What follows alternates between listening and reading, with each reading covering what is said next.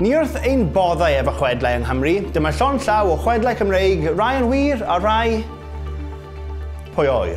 A process unique to the land from which it comes, Tennessee. It's not just the place, it's the way. Tennessee, come on, whatever. Mae pawb yn gwybod bod Jack Daniels yn dod o Llanelli. Ac I brofi hyn, mae copi o'r reseit greiddiol o whisky wedi ei darganfod mewn llyfr sy'n dyddio nôl I 1953 mewn tŷ yn Llanelli. Beth oedd enw perchenog y reseit yma fi'n clywed chi'n gofyn? John Jack the Lad Daniels. A symudodd I Lynchburg, Tennessee, 2 mlynedd cyn I frag DJ agor.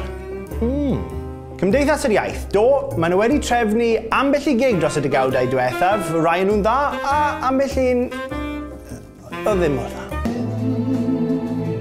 Ond yn ôl bob sôn back in the day, gofynodd un o fandiau rock enwoca'r byd erioed os oedden nhw'n cael chwarae gig iddyn nhw. Led Zeppelin. Ac wrth gwrs, dwedodd Cymdeithas yr Iaith, na. Gofynon ni I Gymdeithas yr Iaith os oedd hynny'n wir, a dyma be wedon nhw. Fi wedi clywed bod hynna wedi digwydd, ond oedd fi'n credu darllen I canol y 70au, ond o'n I ddim yn gwmpas pryd oedden nhw'n cael hynny I wneud gig gyda Led Zeppelin. The Beast of Bont. Cath fawr sy'n byw wrth ymyl Pont Rhydfendigaid.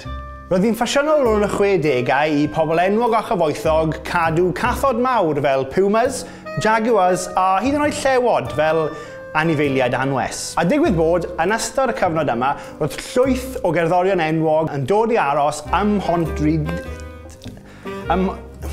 yn yr ardal. Ac mae rhai yn dweud ar ôl un noson fawr o yfed a ffartio bod un o'r cathod mawr wedi diflannu. Hyd heddiw mae sawl person yn honni bod nhw wedi gweld y cath fawr yn yr ardal a bod nifer o ddefaid wedi cael eu lladd gan anifail a ddisgrifiwyd fel puma.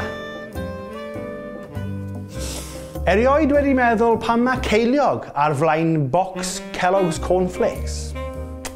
Na, neu fi. Wel, yn ôl bob sôn, doedd Mr Kelloggs ddim yn siŵr sut I addurno y bocs cornflakes gynta. So dyma fe mynd I ofyn I un o'i fyrwynion beth basa hi eisiau weld ar y bocs. Ha, chredwch chi byth.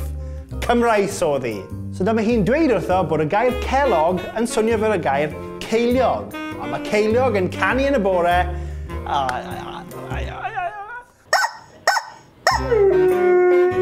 Un bach arall, wrth gwrs, y clasur, mae pawb wedi clywed am hynny yma, a mae ferch yn astudio mewn rhyw ysgol yn y de neu rhywle. Mae llawer yn dweud bod ei mam yn dod o America. A'r peth cyntaf nath I weld yn ystod renedigaeth oedd y geiriau y llanfa dan.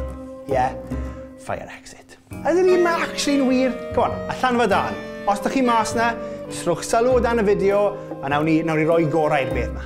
Chi wedi clywed am unrhyw chwedlau fel hyn? Rhowch wybod I ni yn y sylwadau dan y fideo. A pheidiwch anghofio I danysgrifio I sianel YouTube Hansh, hoffwch ni ar Facebook a dilynwch ni ar Twitter ac ar Instagram.